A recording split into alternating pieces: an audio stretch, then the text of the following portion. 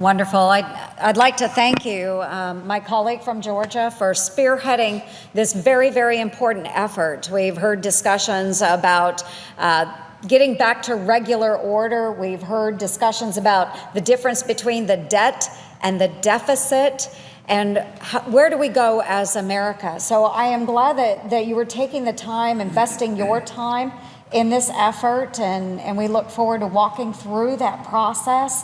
But it's good to see so many of us here today engaged and very active in this effort. So I'd like to thank all of my colleagues today. I know a number have already spoken, but truly our nation faces some very serious challenges and challenging budgetary times, all of that coming at us in the future.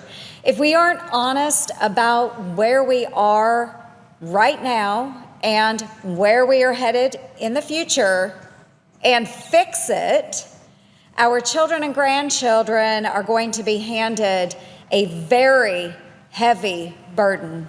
We are already over $19.5 trillion in debt, and a level that is growing rapidly every single day. And I'm from Iowa, and back home in Iowa, we generally don't talk about things in trillions of dollars or even in billions of dollars. So when you break it down, that debt load represents about $60,000 per person in this great country. And that's quite a number, and one that all of us should be concerned about. The American people are concerned, and they are frustrated with Washington for a reason. Washington doesn't seem to be serious about stopping the reckless spending habits this town has. And that's why I think this proposal is a very interesting one, and one that could provide opportunity as we move into the future.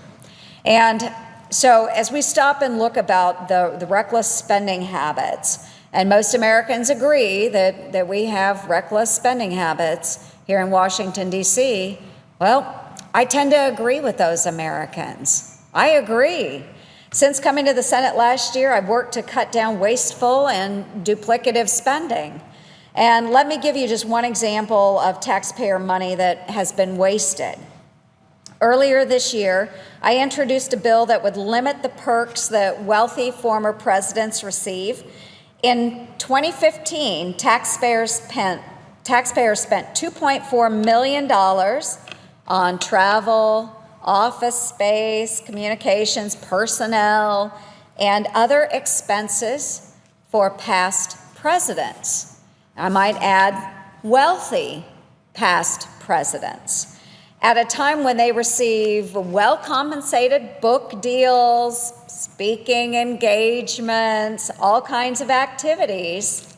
Hardworking Americans shouldn't foot those bills, and they shouldn't be expected to. So, Mr. President, we passed that bill in the Senate and in the House, bipartisan work on that effort, but unfortunately, President Obama decided to veto it. And while we are still working on a path forward, it leaves me just as frustrated as all of the other Iowans who know we can't continue spending money we don't have on things that aren't necessary.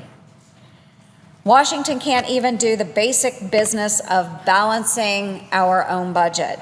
Plain and simple, we should. Families in Iowa do it every day, and they expect us here in Washington, D.C., to do the same. After all, it is their tax dollars that are being spent, and it deserves to be spent wisely. Unfortunately, it might just take a complete overhaul of Washington's ways to help us solve this problem. And again, I want to thank my colleagues for joining us in this effort. And while some of my colleagues on the other side of the aisle have certainly made it very difficult, if not impossible, to conduct business in any sort of regular manner, the reality is excess spending in this town seems too often to be bipartisan. And I know my colleague from Georgia mentioned earlier that our debt has ballooned under both Republican and Democratic administrations.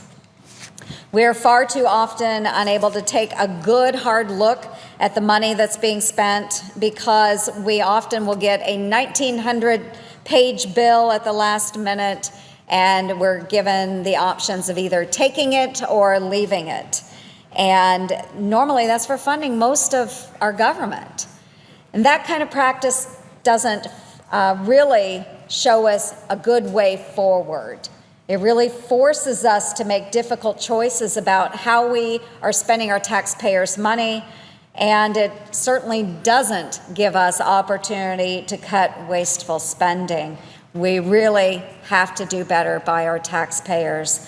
And so I'd like to thank my friend from Georgia and my other colleagues that are joining us here today to help us in a way that we start thinking about how we solve this crisis and do it in a creative way.